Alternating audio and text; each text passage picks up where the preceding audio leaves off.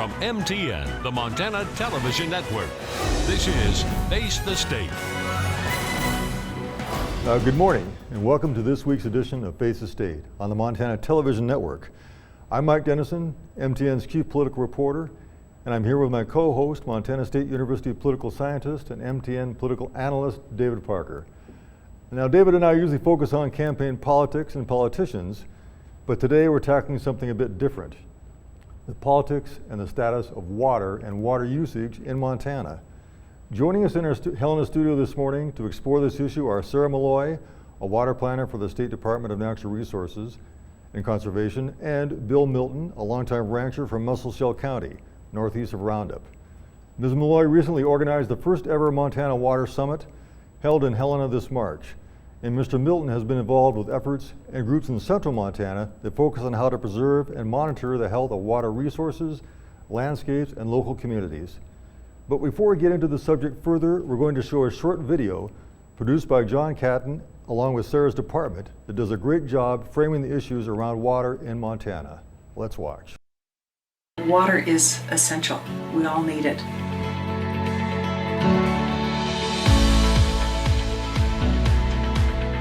Montana's more than 1 million residents live, work, and play in widely different ways, but we share an absolute dependence on water. Adequate supplies of clean water are the foundation of our communities, farms and ranches, hydroelectric power, outdoor recreation and tourism, and the natural environment that sustains our fish and ultimately all life in Montana. It's curious that we have become so separated from understanding the source of our water and understanding the care for water, understanding our sense of responsibility. As our population grows and our climate changes, those working closely with Montana's water resources are cautioning us to prepare for shortages. We're all realizing that our water resources are a finite resource. I'm getting my water all the way from the Gowan River. I can't do that by myself. I've got to have a whole community of irrigators running water together to have any hope of getting that water all the way to myself. 3 of the 300 citizens from every corner of our state who converged at Montana's first Water Summit. Montanans are sitting down with fellow citizens they don't typically interact with, connecting and listening and expanding their thinking about needed solutions. Nothing on this scale concerning our state's water future has occurred before. This is something new and different. Water is life. Here are 6 major themes of discussion likely to impact your future. First, the Montana Climate Assessment that scientists are sharing around the state. Snowpack has declined significantly since 1980, and it's going to continue to decline in the future with earlier springs and earlier snowmelt. Scientists project Montana will continue to warm, with temperature increases greater than those projected nationally and globally. They say we can expect reduced snowpack, earlier snowmelt, less water in late summer, increased demand for groundwater, and more frequent and harsher droughts. A second major theme: water is a shared resource. Mike Gaffke saw trees and shrubs wither in 2017 that he'd never seen so thirsty in prior decades. He ranches in the rapidly growing Gallatin Valley, one large gravel bowl, as he calls it, where snowmelt has long flowed from farm to farm in ditches and also as groundwater. But now the flood-irrigated farm that was his nearest neighbor is a golf course and a subdivision. No more flood irrigation. Gaffke now realizes he just isn't getting the groundwater he used to. Gaffke's conclusion is we need to think of water like a rope. If we guard only our individual water interests, our own separate strands, rather than the greater weave that makes our surface and groundwater systems strong, we'll end up with the water equivalent of a frayed rope, with weak, unreliable water resources. A third theme: our rivers are speaking. Casey Gallagher educates Montanans who live in the Milk River watershed about their drinking water, the populations of Harlem, Chinook, and Havre. As drought spread across the state in 2017, the Milk River, by late June, no longer had any natural flow. Only because water is diverted into the Milk River from the St. Mary River, 700 miles away, did these communities have drinkable water. Most residents had no idea. If we didn't have the St. Mary's diversion, have or would not have had water. The need to improve awareness and drought planning was a fourth major theme. We're seeing more extremes every day in what we're doing. Tanya Franzen heads up the National Weather Service's forecast office in Glasgow, where the term flash drought wasn't even used a decade ago. The 2017 drought was a shock to everybody. And by August, there was not a piece of Montana that was not involved with the 2017 drought. We can't be doing things the way we've done them for the last 75 to 80 years. Also raising concerns for water, growth. The sheer amount of open space and working agricultural land being converted for homes, much of it large lot sprawl. And we're all so dependent on water. So whether our interest is in using water for recreation or just having access to healthy water, it's certainly in all of our interests to be aware. This is a challenging time we live in. There are tremendous challenges. And I think it was Einstein that said, you can't solve the problems with the same thinking that produced them. And when we connect, then we can begin to expand our thinking and find solutions, because it's essential that we begin to take action. I'd like to welcome our guests again, Rancher Bill Milton and Sarah Malloy from the Department of Natural Resources and Conservation. And Sarah, a wonderful video. Thanks for having that ready for our audience. And for the first question, I'd just like to ask you a bit about the Water Summit, which you helped organize. How did that come to be? What was the impetus behind it? And now that it's occurred, what's the next steps going forward in terms of talking about how to deal with water and water shortages in the state? Well, first, thanks so much for having us on to talk about water, such an important resource for all Montanans. As you saw in the video, we've never had a statewide conversation at this level about some of the challenges that we're facing with water in Montana. So the state water plan, which was completed in 2015, identifies the need for Montana to really take a hard look at some of the challenges that we're facing, and as a state come together to try to figure out how to address these things. So we really feel like the Water Summit was a success. We had over 300 participants from a variety of different water use sectors, a variety of locations, and really had some great discussions at that state level. We really hope to just continue this conversation and really, again, elevate the importance of the state water plan, the Montana climate assessment, and the need to have a future water summit, which we'll do in 2020. And Bill, I'm wondering, from the perspective of a landowner and a water user, what did you see as some of the most important things coming out of that water summit? Well, I've seen this a few times, and but I zeroed in on Mike Gaffkey down in the Gallatin, where he talked about that water is a shared resource. So if it's a shared resource, in that no individual landowner or irrigator can somehow control his water. He has a right to it as it comes through, but he's dependent on so many other factors to make sure that water does come through. And so if it's a shared resource, there has to be shared management, and I think that's where a lot of interesting things are happening in Montana to get that done. Now, Sarah, we did a show, I think it was maybe a year and a half ago, 2 years ago, about the Montana climate assessment. And in that report, it says, look, there's going to be more total precipitation, and yet we're going to have drier summers, and there's going to be water shortages. How does that all work out? Could you maybe explain a little bit about that? That's a great question. The answer to that is all about timing. We are used to receiving, in the western part of Montana, the bulk of our precipitation as winter snowpack, which is stored at higher and mid elevations and then released later on in the summer. And there are some projections that do show an increase in overall precipitation, but that is going to potentially be as rain in winter and spring. And if you think about that, rain on snowpack is actually detrimental to that water storage capacity. So so the real key is that our summers are projected to be hotter and drier, which poses a really big problem in an arid environment like Montana. So we'll have more rain, but less when we need it, less water when we need it. Right. Now, Bill, have you seen the effects of climate change on your ranch in terms of the water that you've been getting or not getting? Or Well, I've been ranching in the Muscle Shoals for over 40 years, and we've gone through a number of droughts over the last 40 years. So whether to pin it specifically on climate change, climate is always changing. Droughts are something we're always dealing with in Montana. So the question is, you know it's going to happen, and there's some uncertainty here, and things are changing. So how do we respond? How do we be proactive and prepare ourselves to respond to this uncertainty? So I think the challenge so much is not arguing what you want to call it, is we are looking at great volatility. I mean, we've seen it in the Mussel Shale with 2 of the biggest floods in the last 8 years. Last year we had one of the driest periods between June and October, huge winter, and now one of the wettest springs we've ever experienced. So how do you deal with that? And I think we have ways we're trying to approach that.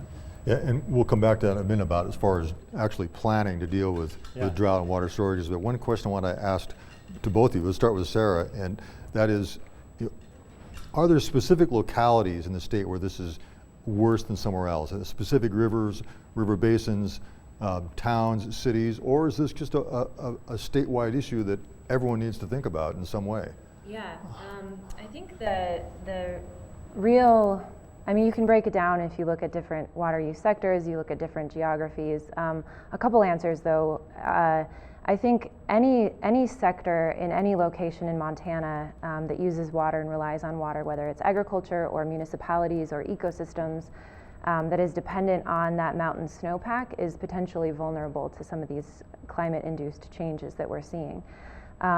Specifically, Bozeman as a municipality is a great example of having projected their water supply and their water demand, and they reached this startling realization that by 2035 their water demand would actually outpace their supply coming from the headwaters of the Missouri River. So they've done an excellent job at sort of looking at that and preparing for shortages by planning. They have a great water conservation plan, a great drought plan that's been approved by the city council. And then if you look at the sector of agriculture, you could say that the entirety of central and eastern Montana is vulnerable to water shortage if they don't receive the precipitation they usually do in May and June. So lots of ways to sort of look at that, but my answer would be everyone should be worried about water shortages at certain times of year. And speaking of central Montana, Sarah mentioned the planning by Gallatin County and Bozeman.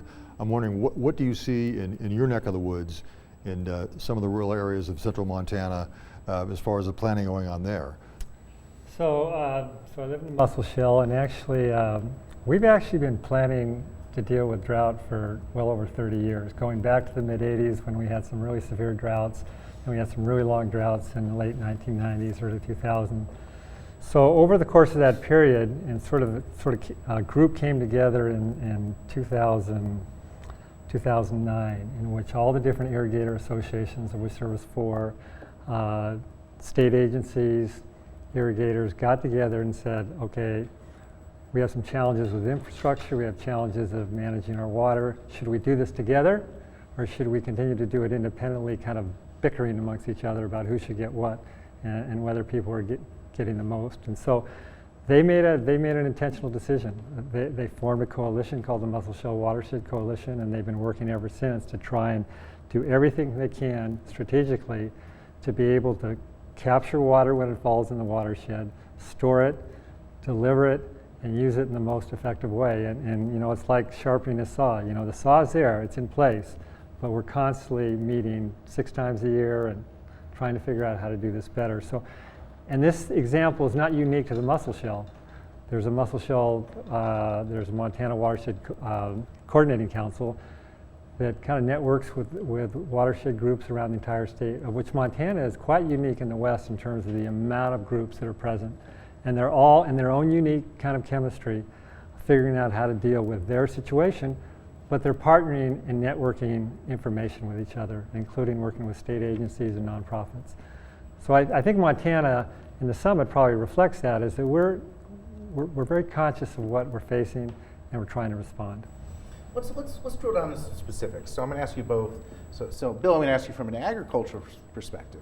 What are 3 things that in terms of practices that you're doing to basically help deal with water shortages? And then Sarah, let's think about urban areas, right? What are 3 things that, like myself as a Bozemanite or Mike here as somebody living in Hellenite, I guess, would do to basically, to basically deal with conserving water? So Bill, let's start with you. Great. We got some great examples in the Muscle Shell. I'll start with the Muscle Shell River Distribution Project. It actually used to be called the Muscle Shell River Enforcement Project, and that's back in 2002, a temporary preliminary decree. I don't want to get into the weeds on water rights, but we all know water rights are very important. That temporary preliminary decree determined who was most senior and who was most junior. And a group of irrigators petitioned the court to set up commissioners to actually measure and allocate the release of water over the entire watershed. So there's like 5 commissioners and a chief water commissioner. In fact, right now we're actually trying to write up how that whole thing works to share with other people. And so they actively measure, and people have to go through them to decide when they can release water. So why it's now called the distribution project, that when it initially was set up, you might suspect that there was some conflict, because now people who were used to doing it a certain way now had to work within the entire watershed to make sure the water was released fairly and according to law, and to manage the entire system to keep water in the system. So we have the system in place. People have come to appreciate it. It's an effective way to keep water in the river, as well as meet people's water rights, that they have, and it's working. It's been going on for a number of years, and so that's one way of making sure we're fairly allocating water and doing our best job to keep the water in the river. Because once the river dries, which it did in the 80s and 90s, it takes a lot of water to get it recharged again. So that's important. The second thing is infrastructure. There's hard infrastructure, and then there's sort of soft, natural infrastructure. The hard infrastructure is like canals, dams, offstream, instream. And so by working together as a coalition, we leverage everybody to focus on the most important projects that will best hold water in the system. Now, the Middle Water Users Association, the Dead Man's Water Users Association, had their main system for releasing water into the Dead Man's Dam, took big damage in 2011 flood. So people worked together. We worked with the state, we worked with nonprofits, we worked with Future Fisheries. The board of Dead Man's put up a lot of share of the money, but we were able to get enough money to rebuild that whole system. And we wouldn't have been able to, and not only to rebuild the system, but to build it in such a way which costs more money to allow fish passage, which wasn't there before. So a multiple number of stakeholders were benefiting from this project, and a multiple number of stakeholders were involved in helping fund the project. So that collaboration was kind of huge. It was like an over $1 million project. Maybe the third thing is we've also developed a monitoring program over the entire watershed, where you have people along this 300-mile river that twice a month are measuring the level of salinity in the water. And they're doing this because in dry years, the water gets diluted. We live in an area that's basically born out of marine shales. And if it gets too saline, you don't want to put that on your ground. Now, we haven't had to do that, but the irrigators made that request. Okay, we're going to monitor water over the course of the entire system. We want to know what that level of salinity is from almost day to day. And we have working with the university, we have this wonderful system in place that every 24 hours tells you kind of what's happening. And it took 4 or 5 years to develop, but I'll stop there, but I can give you a lot more. But through that collaboration, a lot of interesting things we never even imagined were actually being applied, that a few years ago we wouldn't even thought could be possible. And in urban areas, what can we do?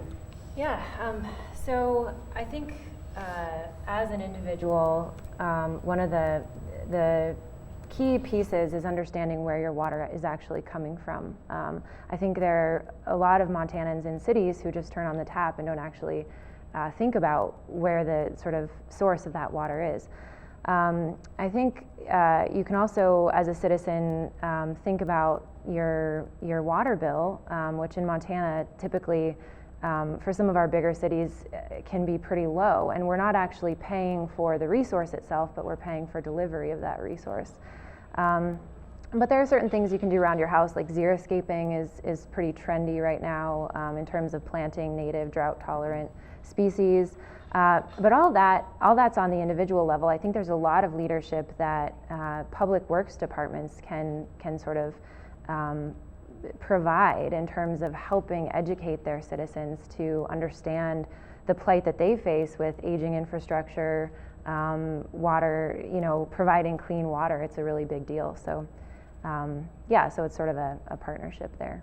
Now, both of you talked about these local efforts and local cooperation, things people could do locally, and I think that's kind of the focus of the Water Summit as well. But what I'm wondering is, just to say we need cooperation, we're just relying on people's goodwill and volunteerism to get these things done. I'm curious as to whether that's really going to get the job done, and whether there's something that the state should be doing or any sort of centralized authority saying, here are some goals, here are some regulations that we need to aspire to. What do you think? Yeah, I think there are multiple levels of looking at that and addressing water-related challenges. The state certainly could provide some leadership in terms of guidance, regulations, things like that. But we've pretty much taken the approach that the sort of locally driven conservation and development efforts are the most sustainable and the most sort of long lasting. And so the way that we approach that is by directing as much support in terms of technical resources, financial resources through grants and loans into those grassroots efforts. So yeah, certainly I think moving forward there is a place for policy that's conservation minded, but we also really recognize the importance of those local efforts. Is conservation alone going to address the issues that we face? Or you mentioned Bozeman's got a good sense of their water demand, their future demands, and they're starting to work on a program. Are we going to have to start doing bigger things? I mean, is this a situation where, for example, Bozeman and I have to get another reservoir going in order to deal with the situation? We have to consider maybe doing the unthinkable, maybe damming the Yellowstone River and creating another reservoir there. I mean, what are some? I mean, is this a big problem that we're going to have to go to those big solutions, or can we solve it through just using water more carefully? Yeah, the problem with a sort of blanket state level approach to solving these types of issues is these issues are super localized. So I think the solutions still have to be functional at that watershed or basin or community scale.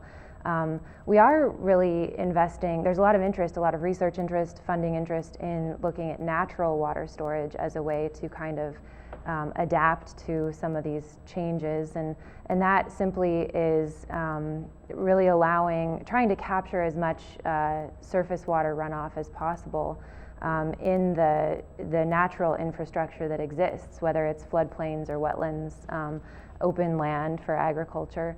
And so I think that that's more of the direction that we'd be going as a state compared to these bigger water storage projects from the 50s and 60s. Can I respond to your question in a real tangible way? Sure. Okay, so yes, they're local efforts, but let's be clear, these local efforts have agency people sitting at the table, they have nonprofits sitting at the table, a variety of stakeholders. So if we're gonna deal with bigger or smaller issues around water availability, the question becomes, well, how are we going to I mean, you can't manage what you can't measure. So how effective are we in gathering the appropriate data so people, when they meet, can actually make decisions based on data through their dialogue?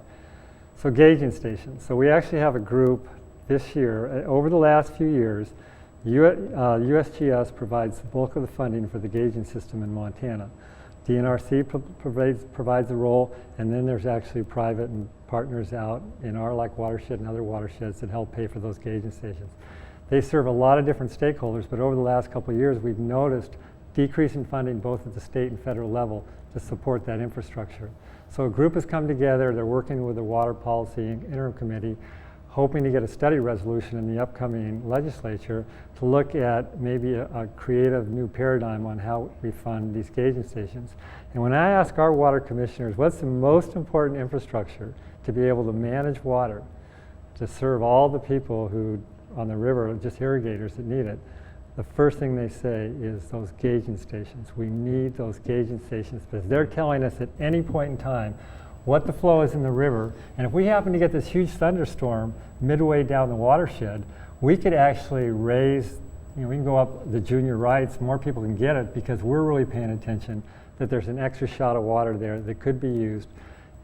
And so these gauging stations, snow tells, any kind of way that we can gather that data. The infrastructure. The infrastructure is huge, and the local the people data can't, infrastructure. the local people can't right. support that. So this is entirely. saying one thing the state can do as a central authority is to fund those sorts of things. And one thing I wanted to follow up with you, Bill, and we were talking about the urban areas and local efforts as well.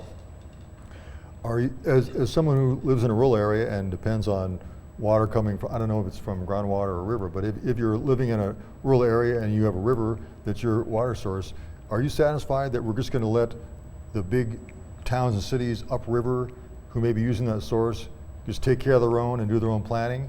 Is that adequate in your mind? Whether it's the Yellowstone or the Musselshell, I mean, the Musselshell, obviously, we don't anticipate a big urban area, I mean, there's 10,000 people living in 10,000 square miles, but then you just go over the hill and you have buildings. But I don't think you could, I think the cities and the landowners, everybody, this is like all hands on deck. Everybody's got to be a player here, and we can't move in a direction of like, how do I position myself so I can protect my particular interest? It's just not going to be an effective way of managing water, and we're not going to be leverage the kind of collective wisdom of the community to figure out more creative ways. So that could be a possibility, but I don't see that happening. I think Montana's developing a culture of more collaboration around these more complicated issues because they're complex and they do need a lot of us thinking about it. And that's really kind of the point of the summit, to foster that and continue to encourage that sort of attitude around the state. Let's go, it sounds like to me like more data, more information, but I want to go back to, and we're getting about 2 minutes here in the program. Yeah. What I want to know is what you're doing in your county. Is that unique? Or, I mean, are you ahead of the curve? Or do you have a model there that you could export to other places? Well, two things. In terms of how we deliver irrigated water and the commissioner approach and how we do that, I think we are a little unique. I mean, we've always been a place that doesn't have enough water. And so having this kind of distribution project in place to ensure the water stays in the river and the greatest chance of everybody getting some is critical, and we've worked really hard over the years developing that. There's other watersheds that don't have that. But in terms of the state, I mean, I'm very proud of how these neighborhood groups around the state have developed over the last 20 or 30 years. Blackfoot Challenge or the Big Hole Watershed Committee, and I could go on that we're all kind of in the boat together here.